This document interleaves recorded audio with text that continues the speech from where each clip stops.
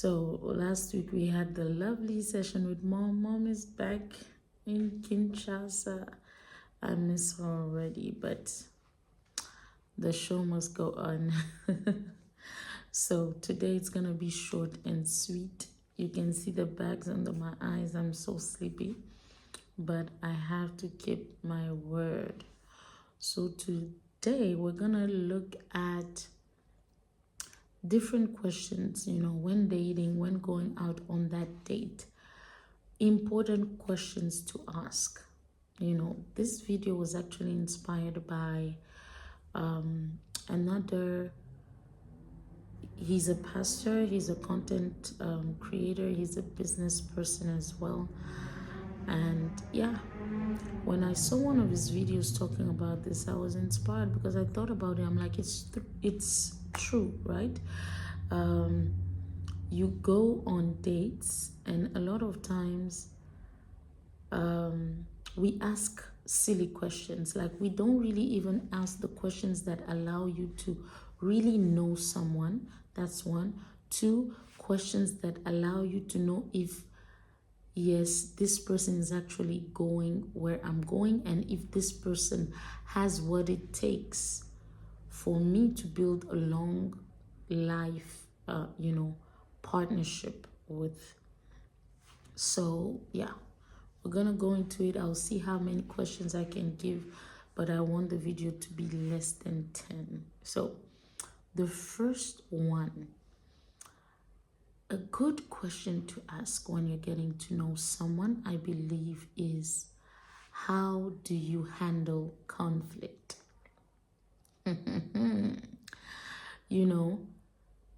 When we think of a long-term relationship, and for us Christians, we're talking about marriage, you need to understand that there is no way that you will go through marriage without disagreeing, right? There will always be disagreement one way or the other.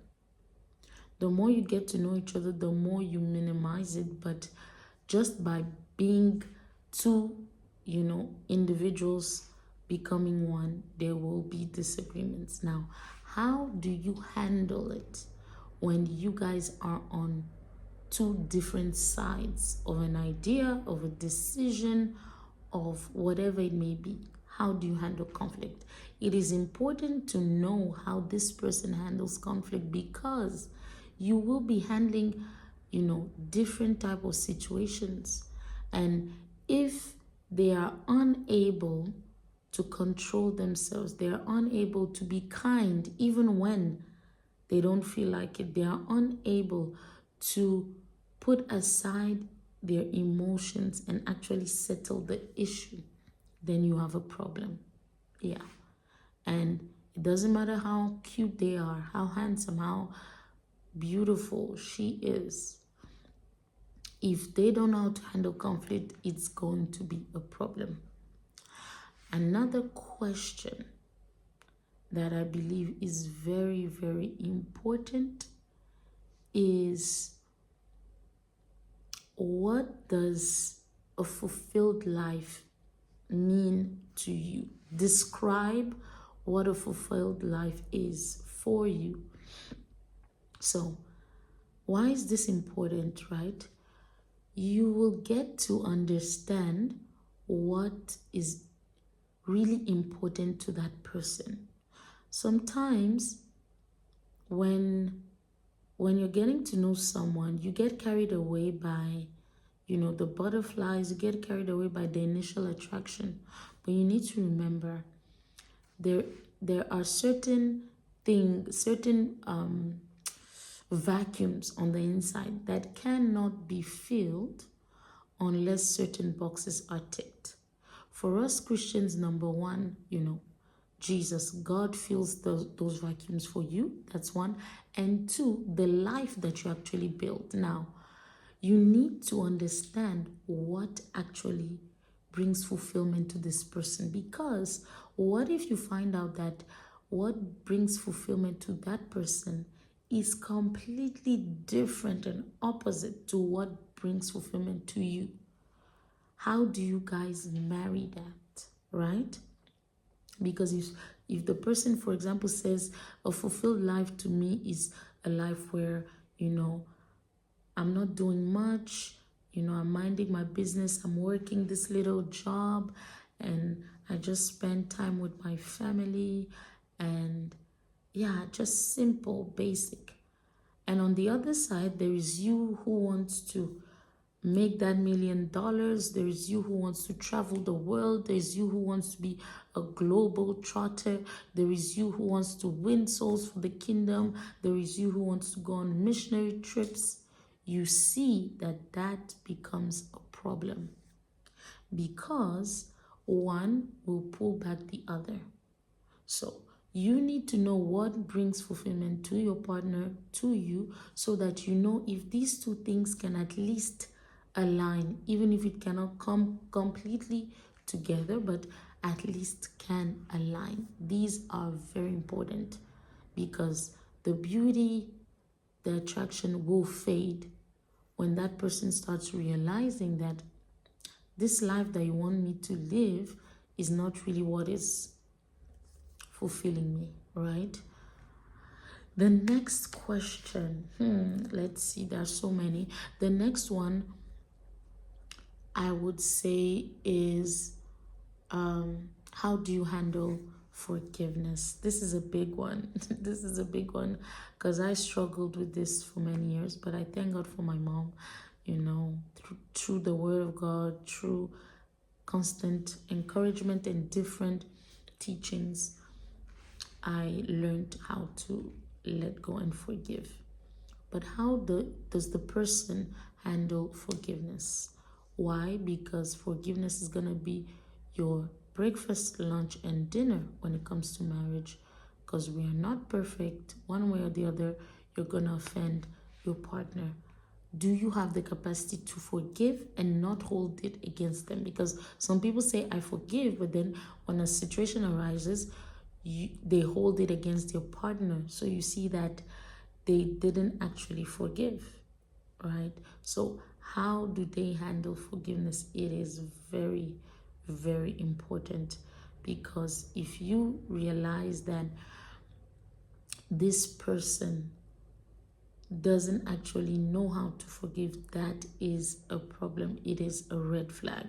If you didn't watch the video of last week, please go and do that. I had mom with me and we spoke about red flags. So yeah, that is important. And then I think I will take the last one because I'm almost at my time limit.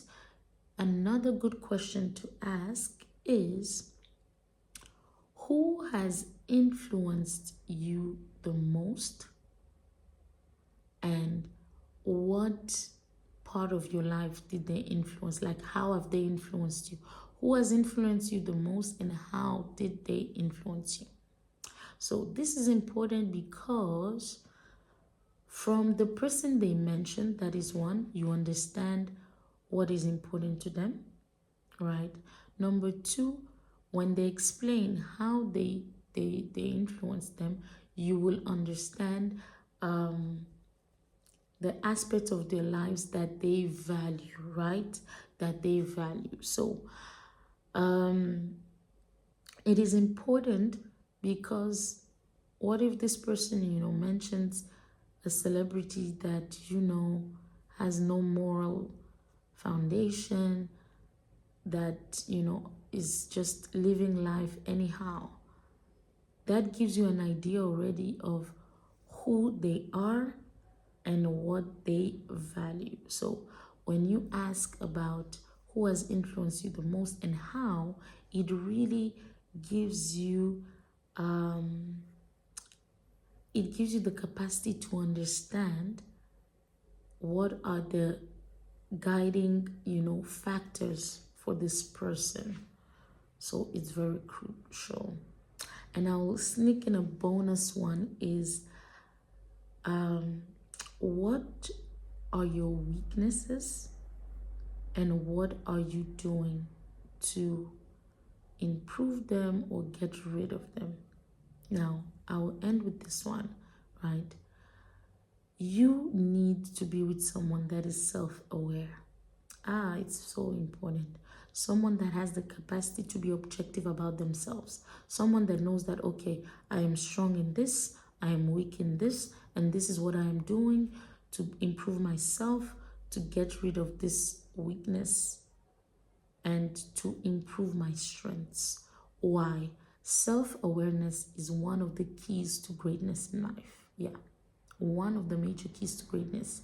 As long as you are not self-aware, you're living in denial, you don't want to look at the person in the mirror, you will never accomplish great things. Why? Because you will not pay the price that you need to pay to be that better version of yourself. It's only when you're self-aware that you can now build, because you're going to improve your strengths and you are going to get rid of your weaknesses, or at least you're going to minimize them.